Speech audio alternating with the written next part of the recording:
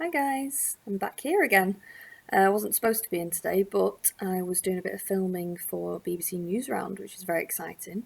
They were interested in something they saw on our Twitter. So if you don't follow our Twitter account, you need to go and follow it. It is at RPA School. Okay, so go and check it out. And make sure you're watching Newsround on Monday. Okay, but now we're going to carry on with our story, Boy at the Back of the Class. And we are up to chapter 7. So, chapter 7 is called Mr. Iron's Nose. When the bell rung for first break the next morning, Mrs. Khan kept her promise and let the new boy out into the playground for the very first time.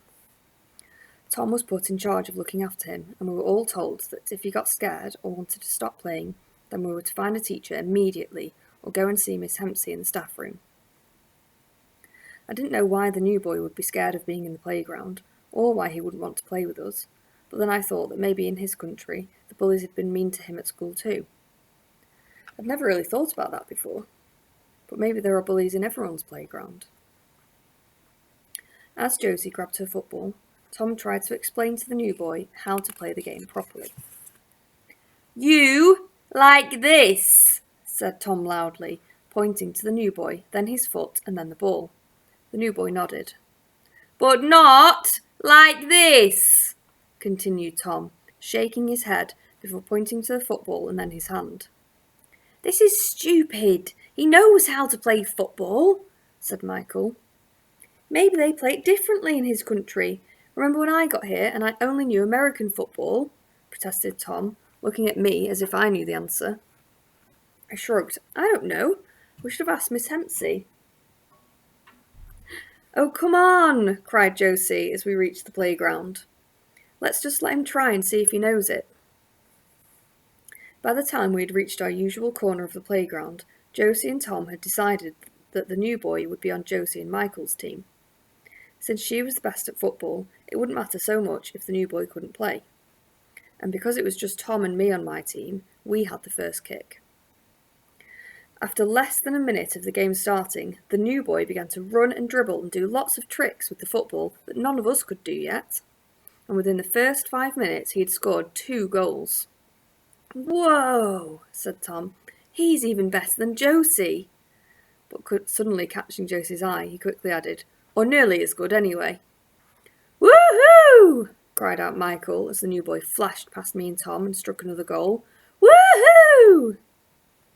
By now, a crowd was beginning to gather to watch the game, and I could hear lots of upper graders and lower graders talking and saying things like, "Look, the dangerous kid's been allowed out," and "Does this mean he doesn't have a disease?" and "But the kidnappers will be able to see him from here." I'd just heard Jenny tell everyone that she was sure she had heard Mrs. Sanders say the new boy was a professional footballer, when she suddenly cried out, "Ow!" And before we knew what was happening, Brendan the bully and his mates, Liam and Chris, had pushed their way onto our make-believe pitch. Josie looked at me, and I looked at Tom, and Tom looked over at the new boy, who was standing next to Michael, looking confused.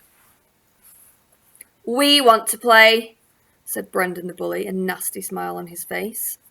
He walked over to the new boy, who had the football, and kicked the ball away so hard that it ended up on the other side of the playground. The new boy took a step back. "Go away, Brendan," said Josie bravely. "This is our game, and that's my ball." Brendan the bully turned around to look at Josie, and she swallowed nervously. But just then, his expression changed from mean to sad. I turned around too and saw that Mr. Irons was walking towards us. "What's going on here, then?" he asked, his moustache twitching. Mr. Irons is one of the upper school teachers, and is famous for being one of the strictest teachers in school for never ever smiling.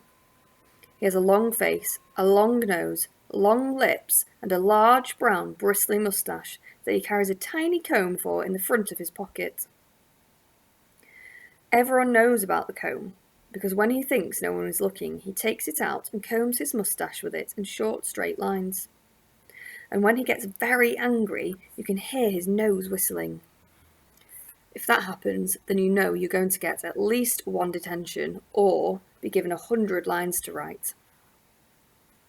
He's also the very worst teacher you can have on break duty because he hates noises, especially happy noises. Whenever he's in the playground, he walks around telling everyone off for laughing too loudly or making fun sounds. Last year, he made a first-year boy who was playing tag cry by telling him that only pigs squeal, and since the boy was squealing, he must come from a large family of pigs and should spend the rest of break inside.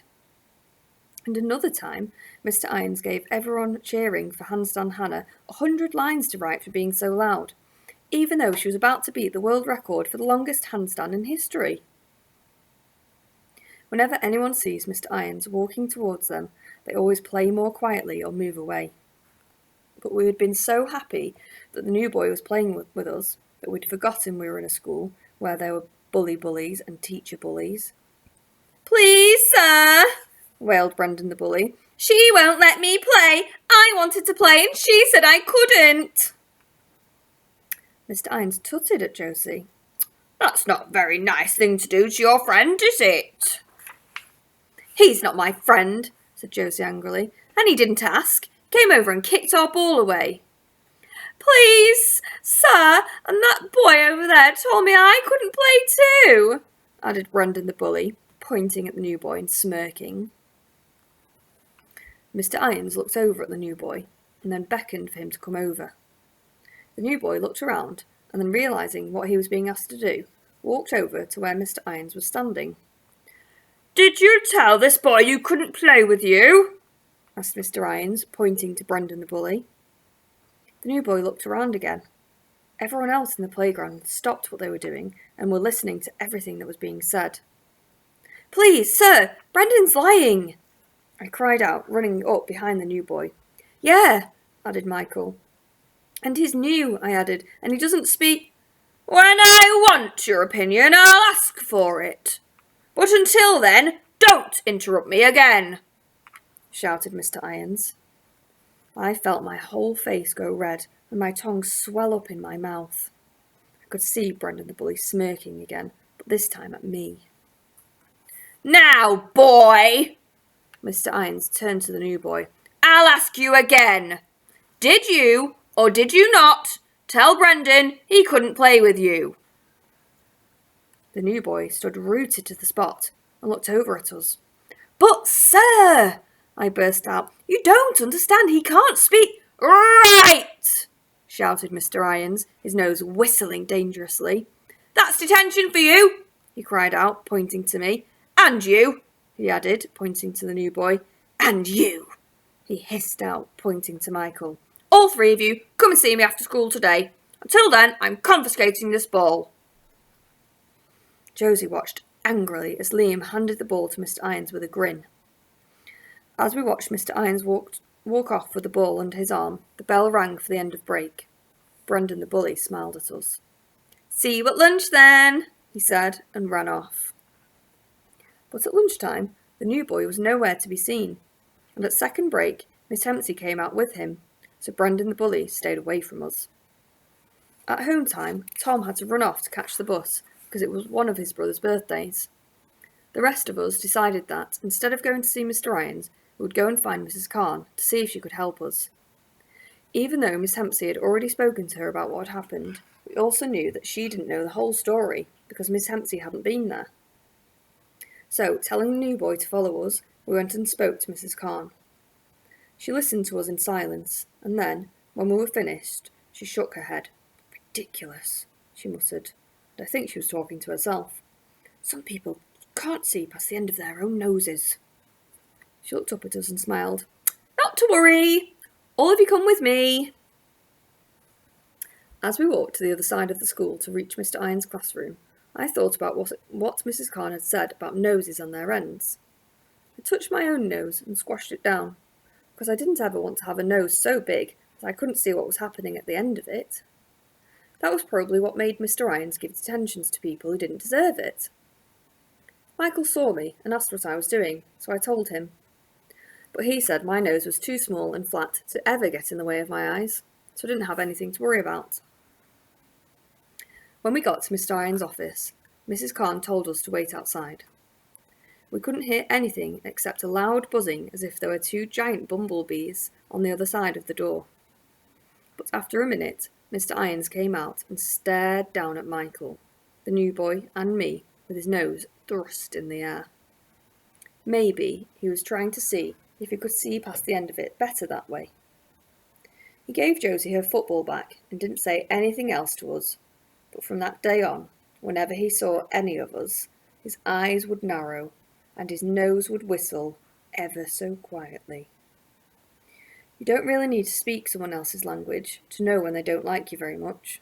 So even though the new boy couldn't speak many English words then, he knew we had to keep ourselves and Josie's football out of the way of Mr. Irons and his horrible whistling nose. And that is the end of chapter 7.